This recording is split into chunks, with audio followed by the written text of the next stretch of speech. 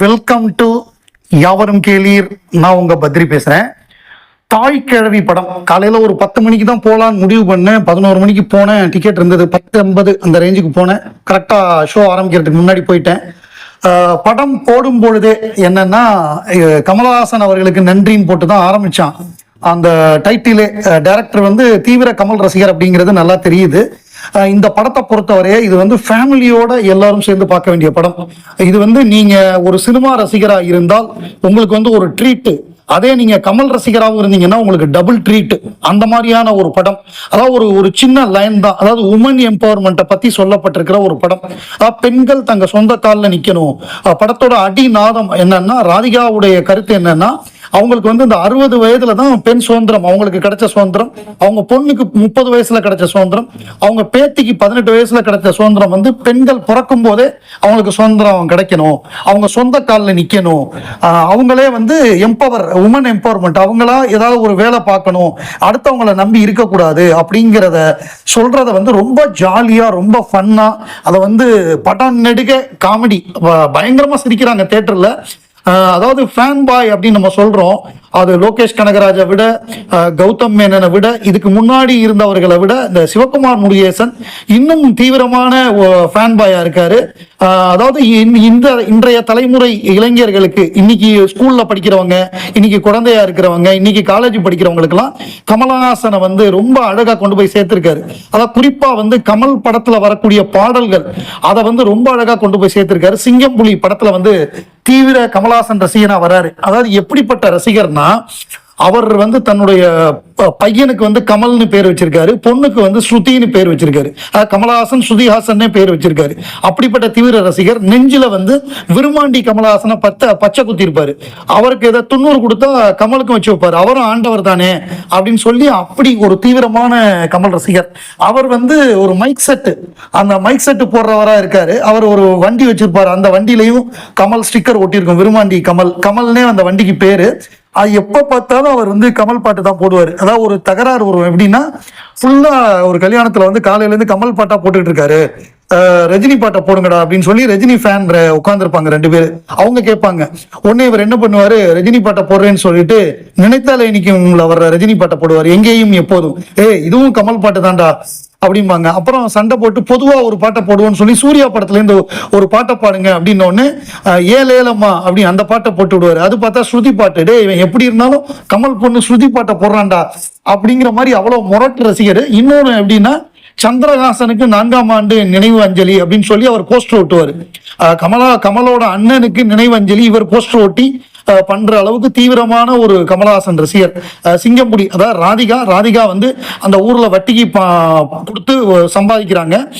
அவங்கள பார்த்தாலே எல்லாம் பயந்து ஓடுற மாதிரியான ஒரு டான் மாதிரி, லோக்கல் டான் மாதிரி பயப்படுறாங்க எல்லாரும். ஏன்னா வட்டி கேட்க வருவாங்க, கொடுக்கலன்னா பிரச்சனை ஆயிடும் சொல்லி பயப்படுறாங்க எல்லாரும். எப்படா இந்த கிளவி சாகும்னு எல்லாம் நினைக்கிற ஒரு காலகட்டத்துல அவங்களுக்கு முடியாம வந்துருது. ஸோ அவங்க முடியாம போறப்ப மூணு பசங்க, ஒரு பையன் வந்து அருள்ராஜ், அவர் வந்து இந்த பாபநாசத்துல போலீஸா வருவார்ல, அவரு அதுக்கப்புறம் 2வது பையன், முதல் பையன் சிங்கம்புலி, 2வது பையன் அருள்ராஜ், 3வது கடைசி பையன் வந்து பாலசரவணன். இந்த 3 பேர் தான் பசங்க. அதுல இவன் பூ கட்டுற வேலை பார்ப்பான் பாலசரவணன், அவர் ஆட்டோ டிரைவர் அருள்ராஜ். இவர் வந்து சிங்கம்புலி வந்து மைக் செட்டு போடுற தீவிர கமல் ரசிகர். அவர் வந்துட்டாலே கமல் பாட்டு தான், கமல் பாட்டு இல்லாம இருக்கவே இருக்காது. அது வந்து அம்மாவும் நீ அப்பாவும் நீ பாட்டா இருக்கட்டும், அந்த பாட்டை யூஸ் பண்ற இடமா இருக்கட்டும், அதுக்கப்புறம் இது வந்து நம்ம விஸ்வரூபம் பாட்டை யூஸ் பண்ற இடம், அது வந்து ரொம்ப முக்கியமான இடம். பிரமாதமா இருக்கு, தியேட்டரே பிளாஸ்ட் ஆயிடுச்சு அந்த பாட்டுக்கு. அப்புறம் அண்ணா தயாரார் ஒத்திக்கோ ஒத்திக்கோ. அப்புறம் விருமாண்டி படத்துல வரக்கூடிய அந்த விருமாண்டி அந்த பாட்டு யூஸ் பண்ற இடம்.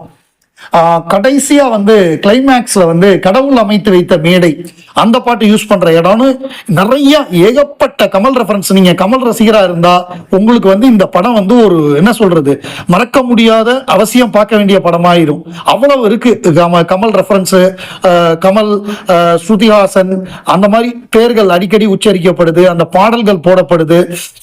அப்படி காமிச்சிருக்காங்க. அதாவது ஒரு முரட்டு கமல் ரசிகரா இருந்தா தான் இந்த மாதிரி பிளேஸ்மெண்ட் தியேட்டர்ல போட முடியும். தியேட்டரே பிளாஸ்ட் ஆகுது.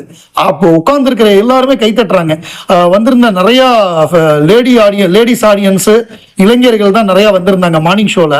அவ்வளவு தூரம் எல்லாம் என்ஜாய் பண்ணி ரசிக்கிறாங்க. இதுல இன்னொரு கூடுதல் ஸ்பெஷல் என்னன்னா, இன்ட்ரோல சேயோன் ட்ரெய்லர் போட்டாங்க. அதுவும் கமல் தயாரிக்கிற படம், சிவகார்த்திகேயன் நடிக்கிற படம். அதாவது இந்த படம் சிவகார்த்திகேயன் தயாரிச்சு ராதிகா நடிக்கிற படம். அதுல கமலஹாசன் ரெஃபரன்ஸ் படம் நெடுக்க இருக்கு. அடுத்து கமல் தயாரிக்க சிவகார்த்திகேயன் நடிக்கிற படம் ட்ரெய்லர் போடுறாங்க. அதுவும் நமக்கு வந்து உற்சாகமா இருக்கு. அதை கேட்கிறப்போ, அதை பார்க்குறப்பவும் படம் வந்து ஒரு நல்ல மெசேஜ, ரொம்ப ஜாலியா, படம் ஃபுல்லா பயங்கர காமெடி. அதாவது எப்படின்னா, ஒரு சிம்பிள் ஒரு டயலாக் சொல்றேன். எப்படின்னா 3 பவுன் போடணும் அப்படின்னு பேசுவாங்க. இது வண்டியில வருவாங்க, வண்டியில வந்து இறங்குவாங்க. இறங்கின உடனே 1 பவுன் தான் போடுவேமாங்க. அப்ப முனிஷ்காந்த் சொல்லுவார், ஏன்டா 2 கிலோமீட்டருக்குள்ள 2 பவுனை குறைச்சிட்டீங்க பாரு. இந்த மாதிரி நிறைய காமெடி இருக்கு. அந்த ஒரு கருப்பசாமி, அந்த கருப்பசாமியை வச்சு வரக்கூடிய காமெடி, அந்த மாதிரி காமெடிஸ் நிறைய இருக்கு. ஒவ்வொரு கேரக்டர் அந்த டவுன், அந்த ஊருக்குள்ளே நம்மளை கூட்டிட்டு போயிட்டாரு. இது வந்து நம்ம படம் பார்த்த மாதிரியே இல்லை. அந்த ஊருக்குள்ள நம்ம ஒரு ஆளா இருக்கோம். படம் ஆரம்பிச்சா ஒரு 10வது நிமிஷம் நம்ம அந்த ஊருக்குள்ள போயிடுறோம். அதாவது ஒரு சென்ட்ரல் கேரக்டரை வச்சுக்கிட்டு, அந்த சென்ட்ரல் கேரக்டர் ஒரு முக்கியமான இடங்கள்ல தான் வருவாங்க. ஆனா அவங்கள சுத்தி தான் கதை இருக்கும். இது எப்படின்னா, நம்ம இது பார்த்துருப்போம் இங்கிலீஷ் படங்கள்ல, ஒரு பயங்கரமான ஒரு மிருகம் வர்ற மாதிரி காமிப்பாங்கல்ல. அந்த மாதிரி காமிக்கிறப்ப அது வந்து ஒரு 2-3 இடத்துல தான் காமிப்பாங்க. நமக்கு அவ்வளோ உயரமா வரும்.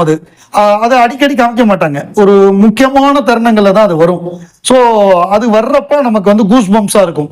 அந்த மாதிரி இது எப்படின்னா, ராதிகா வந்து படம் நெடுக்க வரமாட்டாங்க.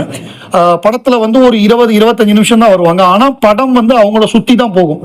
அந்த சென்ட்ரல் கேரக்டரை சுத்தி தான், அவங்க பையங்களா இருக்கட்டும், அவங்க மருமகளா இருக்கட்டும், அவங்க மாப்பிள்ளையா இருக்கட்டும், எல்லா கேரக்டர், அவங்க பொண்ணா இருக்கட்டும், எல்லாமே அந்த கேரக்டர்ஸ், அந்த ஊர்ல இருக்கிற கேரக்டர்ஸ், அவங்களோட பேரன் பேத்தி, அப்படி எல்லாரையும் ரொம்ப அழகா காமிச்சிருக்காரு. அந்த ஒவ்வொருத்தரோட பேரு, அவங்க கேரக்டர், அந்த கருப்பசாமியை சுத்தி இருக்கக்கூடிய ஒரு குடிகாரன், அந்த கேரக்டர், அந்த மாதிரி படம் நெடுக அந்த சென்ட்ரல் கேரக்டரை அதாவது மையமா வச்சுக்கிட்டு, ராதிகாவை மையமா வச்சு மற்ற கேரக்டர்ஸை வச்சு கதை சொல்லியிருக்காரு. அது ரொம்ப அழகா இருக்கு.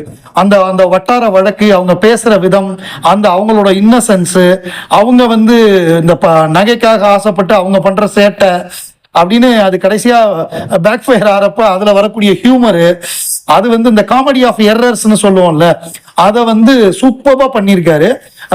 இந்த மாதிரி ஒரு ரியல் லைஃப் கேரக்டர்ஸ், இந்த மாதிரியே நிஜமாவே வாழக்கூடிய கேரக்டர்ஸ் அப்படியே படத்துல கொண்டு வந்துட்டாரு. அதுதான் நமக்கு அவ்வளவு தூரம் நம்பகத்தன்மை அதிகமா இருக்கு. அந்த படத்தை பாக்குறப்ப நம்ம ரியல் லைஃப் கேரக்டர்ஸை தான் கொண்டு வந்திருக்காரு. இது அவசியம். ஒவ்வொரு கமல் ரசிகரும் பார்க்க வேண்டிய படம், ஒவ்வொரு சினிமா ரசிகனும் பார்க்க வேண்டிய படம்.